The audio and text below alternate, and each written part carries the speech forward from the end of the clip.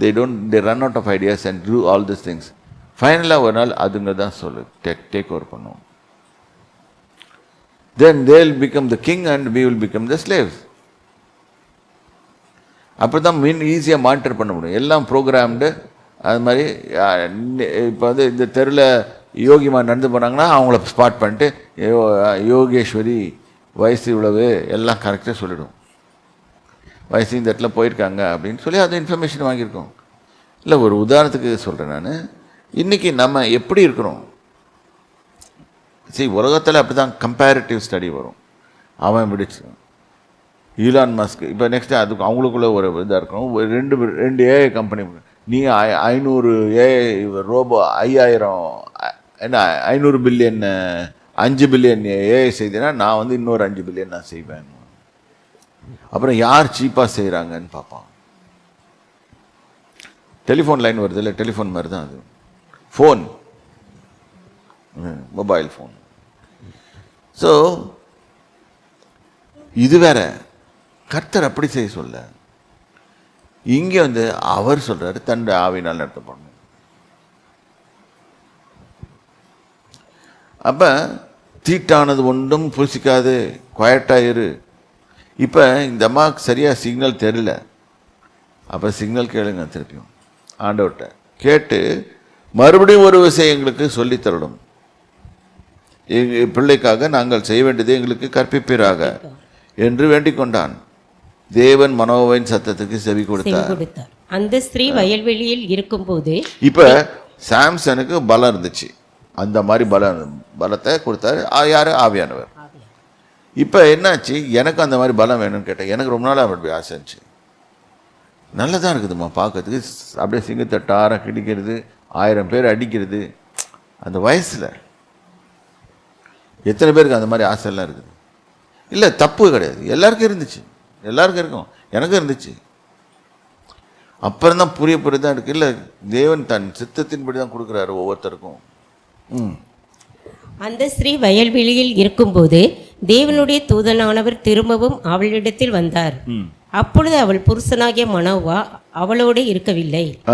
ஆகையால் அந்த ஸ்திரீ சீக்கிரமாய் ஓடி, இதோ அன்று என்னிடத்தில் வந்தவர் எனக்கு தரிசனமானார் என்று திருப்பி வந்துட்டாரு.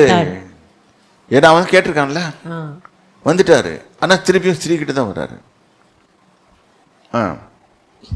அப்பொழுது மனோவா எழுந்திருந்து தன் மனைவியின் பின்னாலே போய் அவரிடத்திற்கு வந்து, இந்த ஸ்திரீயோடு பேசினவர் நீர்தானா என்று அவரிடத்தில் கேட்டார். பயந்துட்டான் அவன் இந்த ஸ்திரீயோட.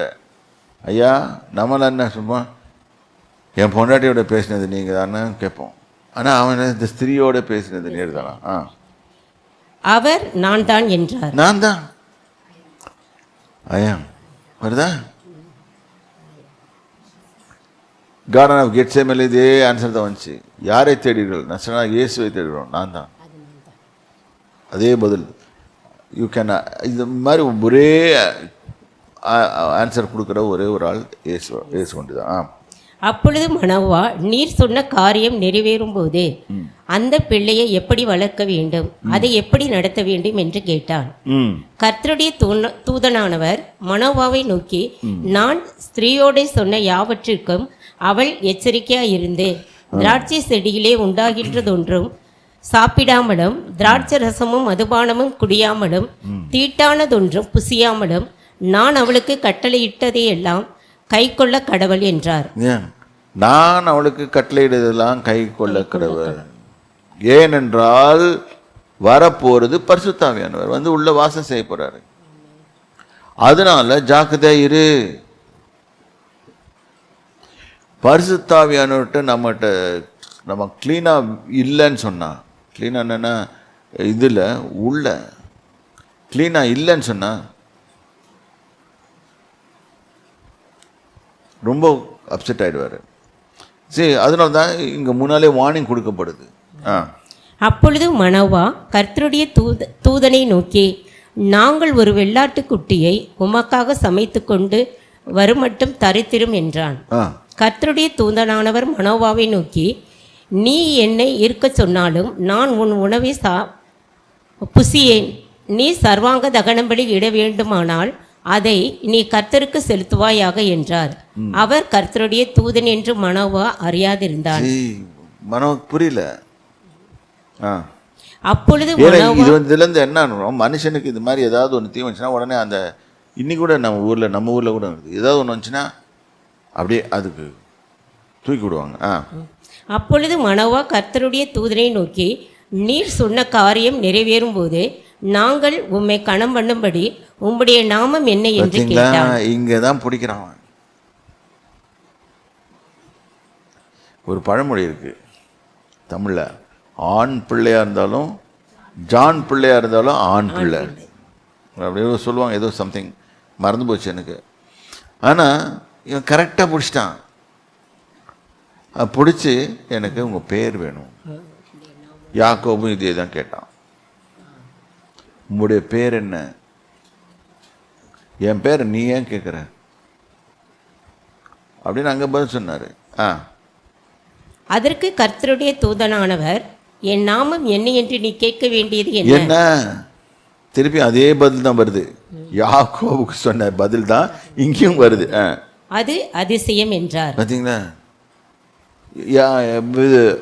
ஏசாயா புஸ்தகத்தில் போட்டு அவர் அதிசயமானவர், ஆலோசனை கர்த்தா, நித்திய பிதா. சரிச்சா, இங்க ஒரு பேரை வெளிப்படுறாரு, அவர் அதிசயமானவர். இந்த அதிசயமானவர் உங்களுக்கு வேணும்னா சரி. மனோவா போய் வெள்ளாட்டு குட்டியையும் போஜன பலியையும் கொண்டு வந்து அதை கண்மலையின் மேல் கர்த்தருக்கு செலுத்தினான். அப்பொழுது மனோவாவும் அவன் மனைவியும் பார்த்து கொண்டிருக்கையில் அதிசயம் விளங்கினது. அக்கினி ஜுவாலை பலிபீடத்தில் இருந்து வானத்திற்கு நேராக எழும்புகையில் கர்த்தருடைய தூதனானவர் பலிபீடத்தின் ஜுவாலையிலே ஏறி போனார். அதை மனோவாவும் அவன் மனைவியும் கண்டு தரையிலே முகம் குப்புற விழுந்தார்கள். இப்ப அவன் பயம் வந்துருச்சு. வந்தது இயேசு. ஐயோ நம்ம செத்து போயிடுவோம். எனக்கு கர்த்தரை பார்த்துருவேன் செத்தான். அது யூதருக்கு இன்னும் கூட அது இது இருக்கு. ஆண்டவரை பார்த்தா செத்துருவோம். யூதர்களுக்கு இன்னும் இருக்குது. நம் புறஜாதியார நம்மளுக்கு தான் அதை எடுத்திருக்காரு. அதுவும் பின்னால் வாசிப்போம். பின்பு கர்த்தருடைய தூதனானவர் மனோவாவுக்கும் அவன் மனைவிக்கும் காணப்படவில்லை. அப்பொழுது அவர் கர்த்தருடைய தூதன் என்று மனோவா அறிந்து தன் மனைவியை பார்த்து, நாம் தேவனை கண்டோம், சாகவே சாவோம் என்றார். என்ன சொல்றான்? சாவ போறோம், தேவனை பார்த்துட்டோம், முடிஞ்சு போச்சு நம்ம கதை. மக்கள் இப்படித்தான் யோசனை பண்றாங்க. அவர் வந்ததே வேற பர்பஸ். அவர் நிறைவேற்றிட்டு சொல்லிட்டு இன்ஸ்ட்ரக்ஷன் கொடுத்துட்டு போயிட்டாரு. சில மிஷன்ஸ்க்கு பிதாகி தேவன் வேறு யாரையும் அனுப்புற, சொந்த பையனை தான் அனுப்புறாரு. ஏஞ்சல்ஸ் கூட நம்புறதில்ல. அவர் நேரா அவரே இயேசுவே வர்றாரு. சில மிஷன்ஸ்க்கு வர்றாரு. அதற்கு அவன் மனைவி, கர்த்தர் நம்மை கொன்று போட சித்தமாய் இருந்தார். இப்ப இந்த அம்மாவுக்கு ரொம்ப ஞானம் வந்துருச்சு. அவர் நம்முடைய கையிலே சர்வாங்க தகன பலியையும் போஜன பலியையும் ஒப்புக்கொள்ள மாட்டார். கொன்று போடணும்னு நினைச்சா, இது ஏன்னு சொன்னா, நாதாபும் அபியும் கர்த்தருடைய சந்நிதியில் பிரவேசிக்கும் போது தவறான அக்கினியை கொண்டாங்க. ஒரே அடியில் சாவடிச்சிட்டாரு. தெரியுமா இந்த சம்பவம்? பைபிளே வாசிக்க மாட்டோம் நம்ம. என்ன இது? லேவியராகும் 10ஆம் அதிகாரம். பின்பு ஆரோனின் குமாரனாகிய நாதாப்பும் அபியூவும் தன் தன் தூப கலசத்தை எடுத்து அவைகளின் அக்கினியையும் அதன் மேல் தூப வர்க்கத்தையும் போட்டு கர்த்தர் தங்களுக்கு கட்டளையிடாத அந்நிய அக்கினியை அவருடைய சந்நிதியில் கொண்டு வந்தார்கள். அப்பொழுது அக்கினி கர்த்தருடைய சந்நிதியிலிருந்து புறப்பட்டு அவர்களை பட்சித்தது. அவர்கள் கர்த்தருடைய சந்நிதியில் செத்தார்கள். இது கொஞ்சம் கொடூரமா இருக்குல்ல? நம்ம we have to be thankful God is not doing that these days. The new covenant periodல அவர் செய்யறதில்ல இது மாதிரிலாம். ஆனால் இதனால என்ன அது நம்மளுக்கு துளிர் விட்டு போயிடுது. கொழுப்பு அதிகமாகி துளிர் விட்டு போயிடுது. அங்கே ஒரு சின்ன தப்பு பண்ணாலும் அடி. தேவன் சொல்லுவார், என் சந்நிதிக்கு வரும்போது பரிசுத்தமா வா.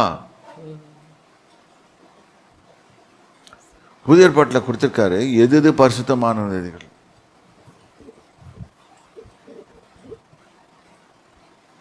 இவைகள் தான் கர்த்தருக்கும் நம்மளுக்கும் இடைவெளியை ஏற்படுத்தும். அவர் உடனே அடிக்கிறது இல்லை. புதிய ஏற்பாட்டுகளில் விட்டு விட்டு அடிப்பார். இப்போ என்னாச்சு? செத்து போயிட்டாங்க 2 பேரும்.